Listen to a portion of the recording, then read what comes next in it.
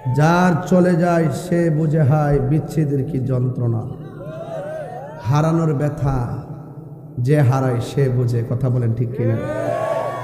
আপনারা দেখেছেন গত কিছুদিন আগে উসমান হাদিকে গুলি করেছিল। আমি তীব্র প্রতিবাদ করেছিলাম।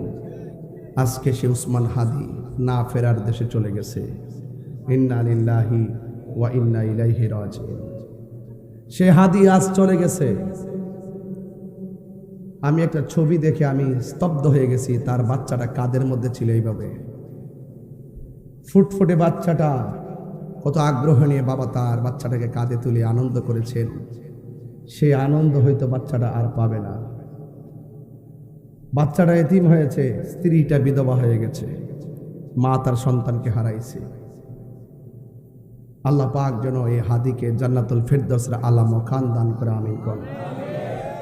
আমি পরিষ্কার ভাষায় বলতে চাই, ভাই, আপনার সাথে আমার রাজনৈতিক দ্বন্দ্ব থাকতে পারে, মতাদর্শের ভিন্নতা থাকতে পারে, কিন্তু খুনের পথ বেছে নেওয়া, মেরে ফেলার পথ বেছে নেওয়া, এই সংস্কৃতিটা ভালো নয়।